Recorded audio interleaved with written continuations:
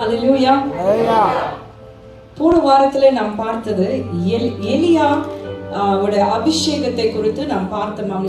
அநேக stages on steps in level of எப்படி கடந்து வந்து அவன் அக்கினியை அவன் சந்தித்தான், எப்படி பாகால் அந்த தெய்வத்தை அவன் எதிர்கொண்டு எப்படியாக அவன் he brought the fire of God down என்று சொல்லி நாம் பார்த்தோம் என்று சொல்லி போன வாரத்துல நாம் பார்த்தோம்.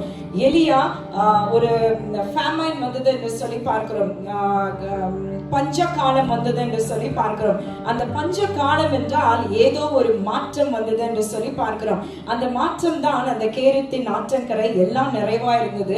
அதுக்கப்புறமா பார்த்தோம்னா there was dryness, இல்லாமே என்று போயிடுச்சு. அதுக்கப்புறம் God brought him to a despised place or a person.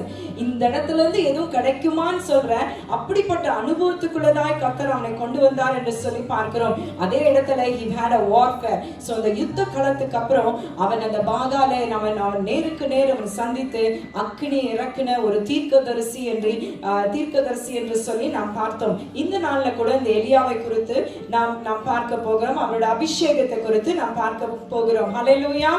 இந்த கடைசி காலத்துல ஆண்டவர் இப்படிப்பட்ட ஒரு அபிஷேகத்தை தான் கர்த்தர் நமக்கு அளிக்கும்படியாக அவர் காத்திருக்கிறார் என்று சொல்லி நாம் பார்க்கிறோம். இது எலியாவின் அபிஷேகம் என்றாலே it is a anointing of fire என்று சொல்லி நாம் பார்க்கிறோம். ஒரு fire anointing என்று சொல்லி சொல்லுவார்கள். சரி, இந்த எலியா வந்து ஒரு நல்ல ஒரு வல்லமையான ஒரு தீர்க்கதரிசி என்று பார்க்கிறோம். he was a powerful man of God. ஆனா இந்த எலியாவுக்கே he had to face challenges in his life. இவ்வளவு சவால்கள் நிறைந்ததா இருந்தது அவனோட வாழ்க்கை. ஆனா எல்லாவற்றிலும் எலியா ஒரு பெரிய ஒரு வெற்றி எடுத்துக்கொண்டான் என்று சொல்லி பார்க்கிறோம். நம்மளோட வாழ்க்கையிலும் இப்படிப்பட்ட சவால்கள் அநேகம் உண்டு. ஆனா இந்த சவால்களை நாம் சந்திக்க வேண்டும் என்றால் இந்த நாட்களிலே இப்படிப்பட்ட ஒரு அபிஷேகம் நம்மளுக்கு வேண்டும். ஆண்டவர் தேடுகிற ஒரு மனிதனும் ஒரு மனுஷியும் எப்படி இருக்க வேண்டும் இந்த நாட்களிலே, இந்த சவால் நிறைந்த நாட்களிலே எப்படி இருக்க வேண்டும்னா he want men and women who can confess the name of the Lord boldly. நல்ல தைரியத்தோட தேவனுடைய நாமத்தை அறிக்கை செய்கிற ஜனமாய் நாம் காணப்பட வேண்டும். அப்படிப்பட்ட தைரியம் நிறைந்தவர்கள் தான் உண்மையான தேவனுடைய ஊழியக்காரர்கள் என்று சொல்லலாம். இல்லனா காலத்துக்கு ஏத்தாப்படி when we bend according to times, காலத்துக்கு ஏத்தாப்படி மனிதர்களுக்கு ஏத்தாப்படி நாம் நடந்து கொண்டோம் என்றால் நிச்சயமாகவே இந்த எலியாவின் அபிஷேகத்தை நமக்குள்ளதான் கிடையாது. அது மாத்திரம் தேவ நாமத்தை நாம் மகிமைப்படுத்தவும் முடியாது. நாம் தேவன் அப்படிப்பட்டவர்களை தான் நாம் எழும்ப வேண்டும். கடைசி காலத்தில் இருக்க நாம் ஒவ்வொருத்தரும் இப்படிப்பட்ட ஒரு அபிஷேகத்தை பெற்று கர்த்தருடைய நாமத்தை நாம் பகிரங்கமாய் நாம் அறிக்கை செய்து அவருக்காக we must stand for as his representative என்று சொல்லி நாம் பார்க்கிறோம். ஸ்தானாதிபதிகளாக இயேசுவை சுமந்து கொண்டவர்களாக இயேசுவை பகிரங்கமாய் அறிக்கை செய்கிறவர்களாக நாம் இந்த நாட்களிலே நாம் காணப்பட வேண்டும். இப்படிப்பட்ட ஒரு பகிரங்கமாக ஆண்டவருக்காய் வைராக்கியம் பாராட்டின இந்த எலியாவை தான் நாம் பார்க்கிறோம். he had a great opposition என்று சொல்லி பார்க்கிறோம். பயங்கரமான எதிர்ப்பு. அது உங்களுக்கு நன்றாக தெரியும். அது யார் மூலமா வந்தது? எசபேல் என்ற ஒரு மனுஷி மூலமாய் வந்தது. he had an opposition with the spirit of Jezebel என்று சொல்லி பார்க்கிறோம். சோ இப்படிப்பட்ட காரியங்கள் அவனை எதிர்கொண்டு வரும்போது அவன் சோர்ந்து போனான். ஆனா தேவனிடத்துல செல்லும்போது God says, you know, rise up, go back to work. இதே போல நம்ம வாழ்க்கையில எதிர்ப்புகள் எது வந்தாலும் நம்ம சோர்ந்து அமர்ந்து போய்விடக் கூடாது. இப்படிப்பட்ட அபிஷேகம் பண்ணப்பட்ட தேவ ஜனமாய் நாம் இருக்கிறோம். you know what we need to do, depress ஆய் நம்ம கீழ இந்த இப்படிப்பட்ட opposition வரும்போது உட்கார கூடாதுங்க. but go back and do the ministry. ஆண்டவருக்காய் எழும்பி நிற்க வேண்டும். சில வேளைகளில் இப்படிப்பட்ட opposition நம்மளோட வாழ்க்கையில எசபேல் இப்படிப்பட்ட ஒரு ஆவியோட நம்ம போராடி கொண்டு இருக்கும்போது, மனித கடினங்களோட போராடி கொண்டு இருக்கும்போது நாம் சோர்ந்து அமர்ந்து உட்கார கூடாது. இன்னும் கர்த்தருக்காய் எழும்ப வேண்டும். whatever it might be, உங்களோட வாழ்க்கையில எப்படிப்பட்ட சூழ்நிலை வந்தாலும் go back to work and you will have victory like Elijah. hallelujah. எலியாவை போல hallelujah ஒரு பெரிய ஒரு ஜெயத்தை நாம் அப்பதான் நாம் பெற்றுக்கொள்ள முடியும். so in the end times நாம் வந்திருக்கோம். we are standing in the end time. the key is the presence of God. எலியாக்கு எப்படி இவ்வளவு பெரிய ஒரு வெற்றினா அவன் தேவ பிரசன்னத்துல நாம் இருக்கும்போது தான் அந்த power of God manifest. hallelujah. தேவனுடைய பிரசன்னத்துல தான் தேவனுடைய வல்லமை இருக்குது, அந்த anointing, அந்த அபிஷேகம் இருக்குது. சோ இதுதான் ரொம்ப ரொம்ப முக்கியமான ஒரு காரியம். தேவ பிரசன்னத்திலே நாம் ஒருவேளை அதிக நிறைய வேலை செய்யலாம், நிறைய காரியங்கள் நமக்கு இருக்கலாம். ஆனா நாம் ஒவ்வொருத்தரும் தேவ பிரசன்னத்துக்குள்ளதாய் நாம் நிற்க வேண்டும். that is very very vital for this last time as we stand. இந்த நாள்ல கூட இப்படியாக எலியாவை தேவன் இப்போ எழும்பி போ என்று சொல்லி அவர் என்ன செய்ய சொல்கிறார், எலியாவை அவன் ஊழியம் செய்கிறான், அவரை என்ன செய்ய சொல்கிறான் என்று சொல்லி நாம் பார்த்தோம் என்றால், எலிசாவை போய் நீ அபிஷேகம் பண்ணு என்று சொல்லி சொல்லுகிறதை நாம் பார்க்கலாம். 1 ராஜாக்கள் 19 எடுத்துக்கொள்ளுங்கள்.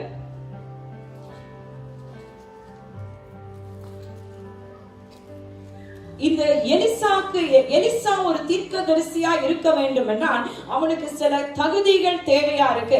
சோ 1 2 3 சில தகுதிகள் இருக்கு. சோ இந்த தகுதிகளை நாம் பார்க்கலாம் இந்த நாளிலே. இந்த 19 15 16 வாசிங்கள்.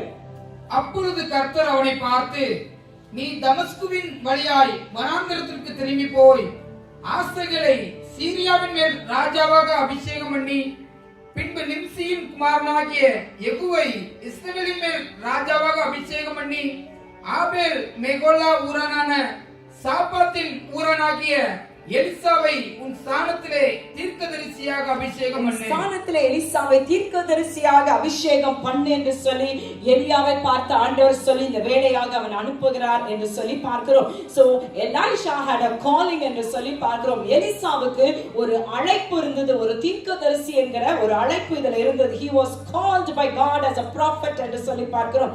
அடுத்தபடியாக he was a warrior. அடுத்தது வாசிங்கள் 17. சம்பவிப்பதாவது, ஆசைகளின் பட்டயத்திற்கு தப்பினவனை யெகூ கொன்று போடுவான், யெகூவின் பட்டயத்திற்கு தப்பினவனை எலிசா கொன்று போடுவான். எலிசா கொன்று போடுவான். he is a man of war and சொல்லி நாம் பார்க்கிறோம். he can fight என்று சொல்லி பார்க்கிறோம். சோ இப்படிப்பட்டவர்களை God does not call the cowards. He wants people to be very bold.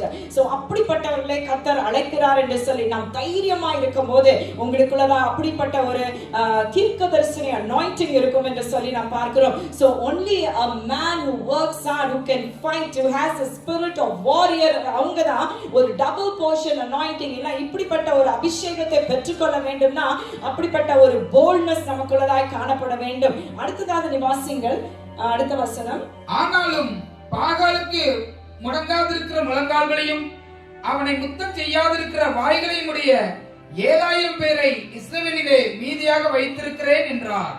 அடுத்து 19. அப்படியே அவன் அவ்விடம் விட்டு புறப்பட்டு போய் 12 ஏர் பூட்டி உழுத சாபாத்தின் ஊரானாகிய எலிசாவை கண்டான்.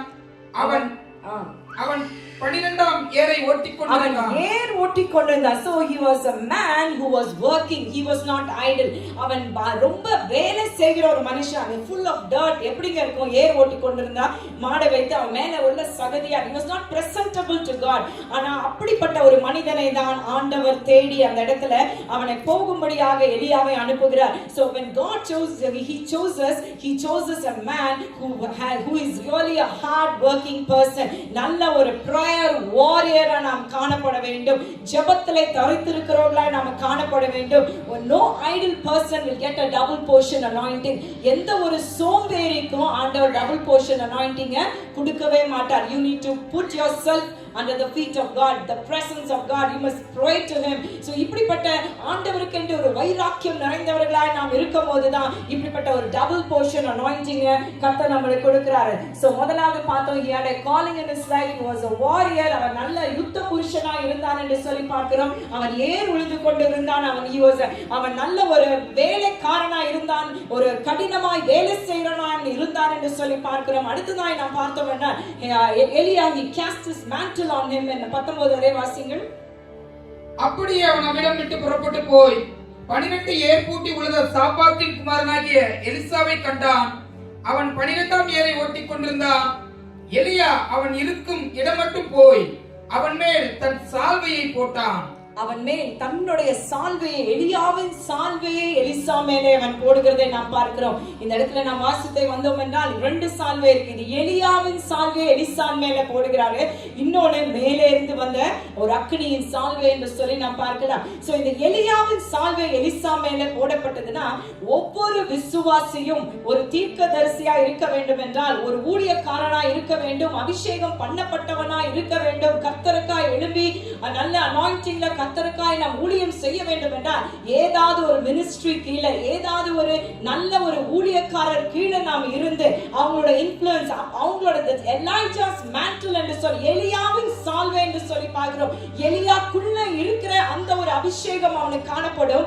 அவன் யார், எந்த மனுஷனும் ஒரு ஊழியக்காரன் கீழே இருக்கும்போது when he is very very faithful and truthful, நிச்சயமாகவே அவன் பாதுகாக்கப்படுகிறான் என்று சொல்லி பார்க்கிறோம். அந்த மினிஸ்ட்ரிக்குள்ள இருக்க anointing, அந்த ஊழியத்துக்குள்ள இருக்க anointing, நம்ம ஒரு ஊழியத்துல இருக்கோம்னா அந்த ஊழியக்காரரோட anointing மாத்திரம் இல்ல, அவர் அந்த அதுக்குள்ள இருக்க எல்லா ஆசீர்வாதங்களும் நம்மளுக்கு உண்டாகும் என்று சொல்லி பார்க்கிறோம். ரூத் 3:9 பார்க்கிறோம், அடியாள் மேல் உம்முடைய போர்வை விரியும் என்று சொல்லி நாம் பார்க்கிறோம். அதே போல சங்கீதம் 89:20-22 வாசிங்க. Son of wickedness will not affect you என்று சொல்லி பார்க்கிறோம். 89:20-22. என் தாசனாகிய தாவீதை கண்டுபிடித்து என் பரிசுத்த ஸ்தல தைலத்தினால் அவனை அபிஷேகம் பண்ணினேன். சத்துரு அவனை நெருக்குவதில்லை, நியாயக்கேட்டின் மகன் அவனை ஒடுக்குவதில்லை. Hallelujah. So ஒரு ஊழியக்காரர் கீழே, ஒரு ஊழியத்துக்கு கீழே நாம் இருக்கும்போது you will have ஒரு அபிஷேகம் இருக்கும், பாதுகாப்பு இருக்கும், சத்ரு நம்மளை நெருக்குவதில்லை என்று சொல்லி பார்க்கிறோம். அதுக்கு அப்புறமாக எலிசாவை நாம் பார்த்தோம் என்றால் he returned back from him and took 23 வாசிங்க.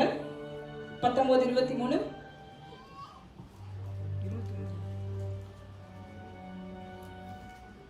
1 ராஜாக்கள் 19:23. 21. அப்பொழுது அவன் இவனை விட்டு போய் ஓர் ஏர் மாடுகளை பிடித்து அடித்து ஏரின் மரமுட்டுகளால் அவைகளின் இறைச்சியை சமைத்து அவன் பலி செலுத்துகிறதை பார்க்கிறோம். ஒரு தேவ மனுஷன் என்ன செய்ய வேண்டும்? எல்லாவற்றையும் எனக்கு போதும், இதெல்லாம் எனக்கு வேண்டாம், எனக்கு ஆண்டவர் தான் என்று சொல்லி சாஷ்டாங்கமா அவன் என்ன செய்கிறான்? he burnt all his past. அந்த பழைய காரியங்கள் எல்லாம் அவனோட கூட ஒட்டி வரக்கூடாது என்று சொல்லி எல்லாவற்றையும் அந்த இடத்துல பலி செலுத்துகிறதை பார்க்கிறோம். அது மாத்திரமல்ல, because he wanted the anointing badly, he renounced his past. இனி இதுக்கு நான் போகவே மாட்டேன் என்று சொல்லி எல்லா பழையவைகள் எல்லாம் ஒளிந்து போகட்டும் என்று சொல்லி எல்லாவற்றையும் அவன் he said goodbye to his yesterday. எல்லாம் அவன் செய்த காரியங்கள் எல்லாவற்றுக்கும் bye bye சொல்லிட்டு அவன் என்ன செய்துவிட்டான்?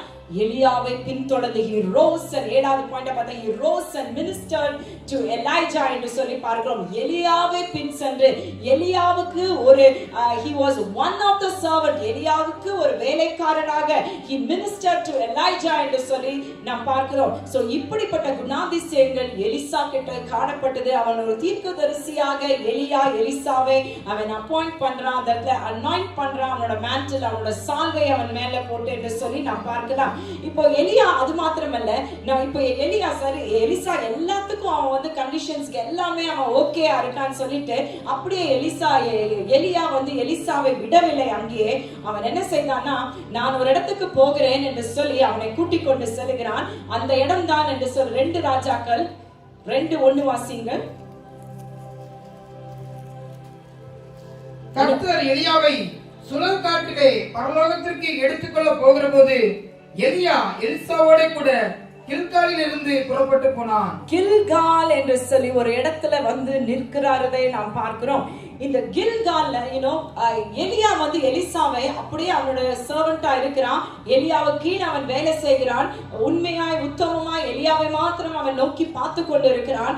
இந்த இடத்துல தான் எலியா என்ன செய்யறான்? he wants to test Elijah. இவனுக்கு இந்த double portion anointing வரதுக்கு முன்னாடி இவனை இப்படியாக இவனை நல்ல ஒரு இவனோட ஸ்தானத்துல இவனை வைக்க வேண்டும் என்றால் he needs to be tested. நம்முடைய ஆவிக்குரிய ஓட்டத்திலும் எலிசா வந்து ஒரு விசுவாசியை குறிக்குது, எலியா வந்து இயேசுவை குறிக்கிறது என்று சொல்லி நாம் பார்க்கிறோம். So God always tests us. ஆண்டவர் நம்மை இப்படியாக தான் ஒவ்வொரு கட்டமாய் நம்முடைய வாழ்க்கையில நான் நிறைய காரியங்களை நாம கடந்து செல்லும் போதுதான் அந்த டபுள் போர்ஷன், அந்த இரட்டிப்பான அந்த அபிஷேகத்தை நாம் பெற்றுக்கொள்ள முடியும். இந்த இடத்துல கில்கால் என்றால் யோசுவா 5:9 பாருங்கள். கில்கால் என்ற அர்த்தம் என்று சொல்லி நாம் பார்க்கணும். ரோலிங் அவே என்று சொல்லி பார்க்கலாம். கர்த்தர் யோசுவாவை நோக்கி, இன்று எகிப்தின் நிந்தையை உங்கள் மேல் இராதபடிக்கு புரட்டி போட்டேன் என்றார். புரட்டி போட்டேன். கில்கால் என்ற அர்த்தம் என்றால் புரட்டி போட்டேன். எகிப்தின் நிந்தை இனி உங்களுக்கு இராது என்று சொல்லி இஸ்ரவேல் ஜனங்கள் எகிப்திலிருந்து அவங்களை ரட்சிக்கப்பட்ட அவங்களை காப்பாற்றி அவங்களை வெளியே எடுத்துக்கொண்டு வரும்போது அந்த இடத்துல வந்து ஆண்டவர் சொல்ற இனி எகிப்தின் நிந்தை உங்களுக்கு இராமல் இருக்கும் என்று சொல்லி பார்க்கிறோம். சோ இந்த கில்காலுக்கு வரும்போது அவங்களோட அது மட்டுமாய் 40 வருடம் ஆயிட்டு. சோ ஒருவன் எகிப்துல 1 வயதா இருந்தால் கில்காலுக்கு வரும்போது எத்தனை வயதா இருக்கும்? 40. அந்த 40 வயது வரையுமாக மன்னா காலையில வராதா என்று சொல்லி மன்னாவை பார்த்து கொண்டிருந்தாங்க. அக்னி ஸ்தம்பம் மேக ஸ்தம்பத்தை they walked by sight, பார்த்தவர்கள் நடந்தார்கள் அது வரைக்கும். ஆனா இந்த கில்கால் என்ற இடத்துக்கு வரும்போது they need to sow and they need to reap. அந்த அது வாசிங்கள் 5 வாசிப்பாங்க 10. இஸ்ரவேல் புத்திரர் கில்காலில் பாலை விளங்கி இருந்து மாதத்தின் 14ஆம் தேதி அந்த நேரத்திலே எரிகோவின் சமனான வழிகளிலே பஸ்காவை ஆசரித்தார்கள். பஸ்காவின் மறுநாளாகிய அன்றைய தினம் அவர்கள் தேசத்தினுடைய தானியத்தாலாகிய புளிப்பில்லாத அப்பங்களையும் சுட்ட கதிர்களையும் புசித்தார்கள். அங்க உள்ள சுட்ட கதிர்களை புசித்தார்கள். அவர்கள் தேசத்தின் தானியத்திலே புசித்து மறுநாளிலே மன்னா பெய்யாமல் ஒளிந்தது. அது முதல் இஸ்ரவேல் புத்திரருக்கு மன்னா இல்லாமல் போய் அவர்கள் கானான் தேசத்து பலனை அந்த வருஷத்தில் தானே புசித்தார்கள். அந்த வருஷத்தில் தானே the fruit of that land அதை எடுக்க ஆரம்பித்தார்கள். சோ இந்த நாள் மற்றும் பார்த்து ஆண்டவரை பார்த்து நடந்தவர்கள் இனி கில்காலுக்கு வரும்போது அவங்க விசுவாசத்திலே நடக்க வேண்டியவர்களாய் மாறிவிட்டார்கள். they need to sow and they need to reap. விசுவாசத்திலே இந்த கில்கால்ங்கிற இடம் தேவன் அவர்களை சந்திக்கிறார். அது மாத்திரமல்ல இந்த இடத்துல வந்து அவர்கள் விசுவாசத்திலே வளர்கிற இடமா இருக்குது. அந்த பலன்களை அவர்கள் சாப்பிட்டார்கள் என்று சொன்னா தேவ வார்த்தையால் அவர்கள் நிரப்பப்பட்ட இடம் தான் இந்த கில்கால் என்கிற அனுபவம் என்று சொல்லி பார்க்கலாம். நாம் தேவ வார்த்தையால் நாம் நிரப்பப்படும் போது இந்த வார்த்தையானது நமக்குள்ளதாய் கடந்து வரும்போது நாம் ஆண்டவருக்குள்ளதாய் நிலைத்து நாம் காணப்படுகிறோம். ஆண்டவருக்குள்ள நிலைத்து காணப்படும் போது விசுவாசத்திலே நாம் வளர்கிறோம். ஆண்டவர் யார் என்று நாம் அறிந்து கொள்கிறோம். அந்த விசுவாசம் நம்பிக்கை அவர் மேல நாம் வைக்கிறோம். so we are growing and we are following him. hallelujah. இந்த இடத்துல வரும்போது இயேசுவை நாம் என்ன செய்கிறோம்? நாம் பின்பற்றவர்களாக எனக்கு அவர் யார் என்று அறிந்து அவருடைய வார்த்தையானது நமக்குள்ளதாய் கிரியை செய்ய ஆரம்பிக்குது.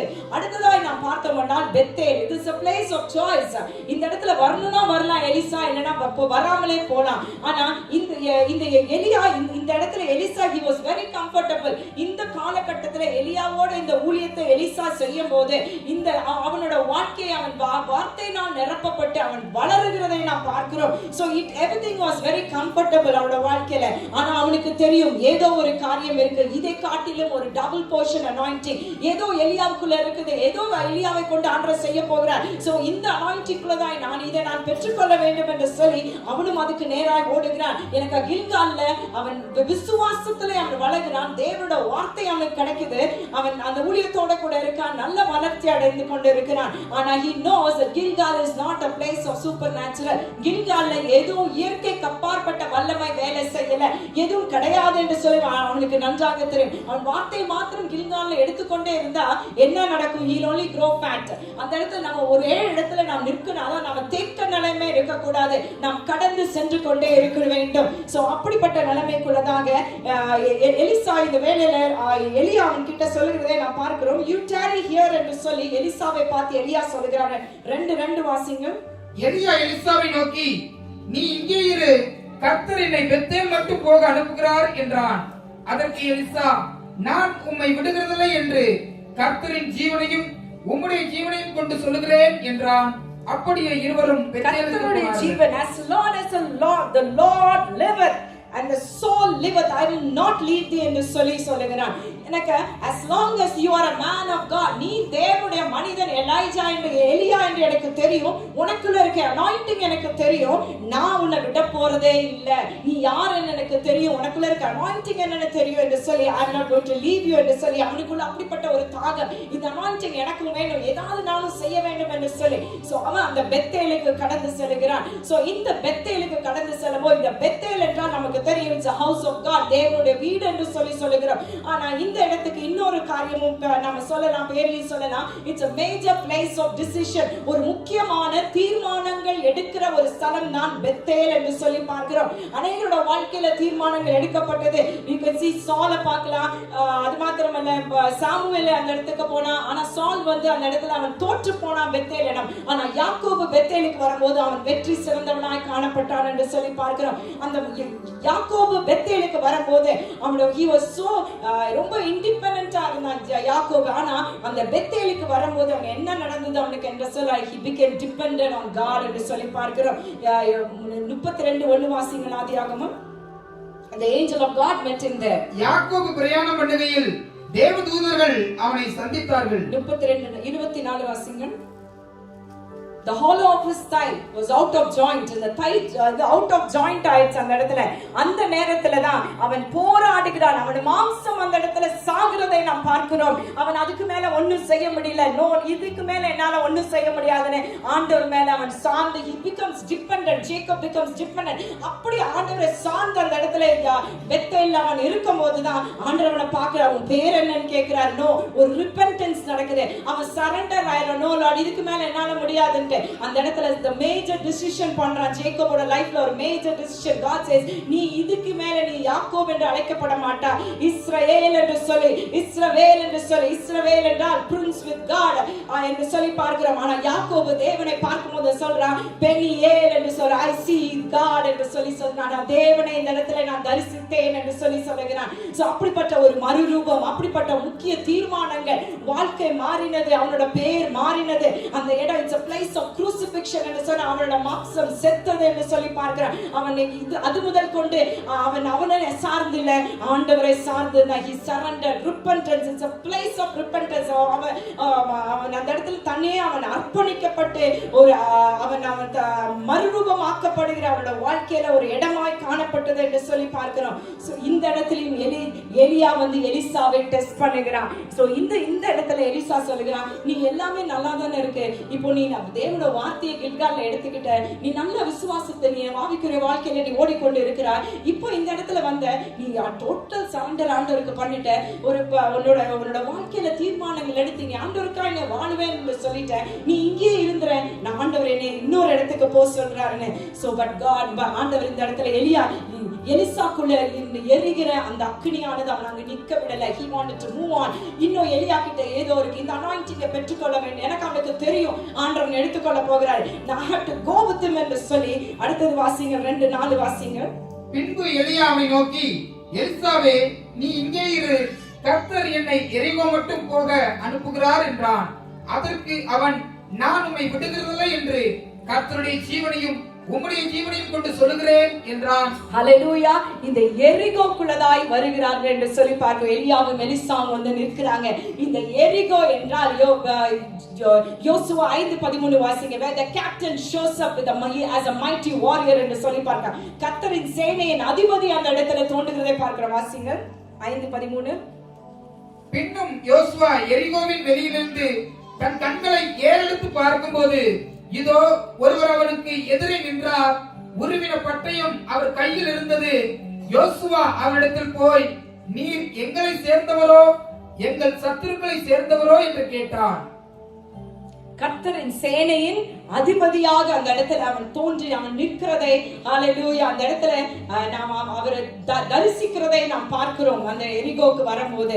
அப்போ இந்த எரிகோல there's a warfare என்று சொல்லி, எரிகோ என்றாலே ஒரு வெற்றியின் இடம், ஒரு யுத்தத்தின் இடம். யுத்தம் என்றாலே ஒரு வெற்றி, வேதம் அப்படிதான் சொல்லுது. எரிகோ என்றால் ஒரு வெற்றியின் இடமாக நம்மளை காண்பிக்கிறதை நாம் பார்க்கிறோம். சோ இந்த எரிகோக்கு எலியாவும் எலிசாவும் வரும்போது இந்த இடத்துல ஒரு யுத்தம் நடக்கிறது என்று சொல்லி நாம் பார்க்கிறோம். அப்படின்னா ஒரு யுத்த களத்துக்குள்ளதாக அவர்கள் கடந்து வந்திருக்கிறார்கள் என்று சொல்லி பார்க்கிறோம். இந்த எரிகோல தான் சேனையின் அதிபதியான ஆண்டவர் தோண்டி இஸ்ரவேல் ஜனங்களுக்கு ஒரு பெரிய ஒரு வெற்றியை கொடுக்கிறார். he defeats all their foes என்று சொல்லி பார்க்கிறோம். அவங்களுடைய எதிராளிகளை வந்து வீழ்த்துறதை பார்க்கிறோம். ஆண்டவர் ஒரு பெரிய ஜெயத்தை கொடுக்கிற இடமாய் பார்க்கிறோம்.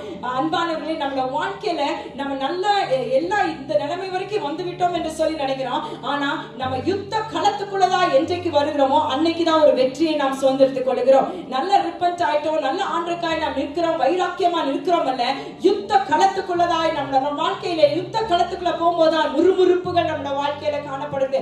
ஆனா அந்த யுத்த களம், இந்த எரிகோ என்ற இடம் அந்த யுத்த களம் என்று சொல்லி பார்க்கிறோம். இந்த யுத்த களத்துக்குள்ள அவர்கள் வரும்போதுதான் ஒரு பெரிய ஜெயத்தை பெற்றுக் கொள்கிறார்கள். ஹalleluya. இந்த யுத்த களம் is a ministry of deliverance என்று சொல்லி நாம் பார்க்கிறோம். ஒரு சர்ச், ஒரு மினிஸ்ட்ரி என்று எடுத்துக்கொண்டா it's a ministry of deliverance எரிகோ என்று சொல்லி பார்க்கிறோம். அப்படிப்பட்ட ஒப்பனையாக இருக்குது பார்க்கிறோம். so the church comes to Jericho, we have deliverance. hallelujah.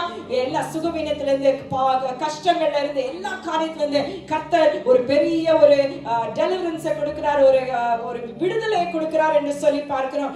இந்த எரிகோக்கு முன்பதாய் வரும்போதுதான் யோசுவா அவன் எக்காலத்தை ஊதுகிறதை நாம் பார்க்கிறோம். there was a great joy, the shout, ஏதோ பெரிய ஒரு வெற்றியின் சத்தம், ஒரு ஆரவாரம், ஒரு ஆர்ப்பரிப்பு உண்டாயிற்று, ஒரு பெரிய ஒரு ஜெயம் உண்டாயிற்று. ஏனென்றால் இந்த எரிகோ பட்டணமானது அப்படிப்பட்ட ஒரு அரணான பட்டணமா இருந்தது. இந்த எரிகோ பட்டணத்துக்குள்ளதாக முழுக்க முழுக்க ஐடல் வர்ஷிப், அந்த ரன் ஃபுல்லாமே டிமோனிக்கா ஸ்பிரிட்டால ரெயின் பண்ணி கொண்டிருந்தது. அப்படின்னா அந்த ஆளுகை செய்த, அந்த பட்டணத்தை ஆளுகை செய்தது வந்து எல்லாம் ஒரு என்ன சொல்றது, ஒரு ஸ்பிரிட் ஆஃப் டார்க்னஸ், அப்படிப்பட்ட ஸ்பிரிட் அதை ஆளுகை செய்து கொண்டிருந்துச்சு. ஆனா யோசுவா அந்த இடத்துக்கு வரும்போது ஒரு பெரிய ஆரவார சத்தம், ஒரு ஆர்ப்பரிப்பு உண்டாகி அந்த இடத்துல ஒரு பெரிய வெற்றி உண்டாகி, அது மாத்திரமல்ல அந்த இடத்தை அவங்க சுதந்தரித்துக் கொண்டார்கள். கில்காலில சுதந்தரிப்பு கிடையாது, பெத்தேலில சுதந்தரிக்கவில்லை.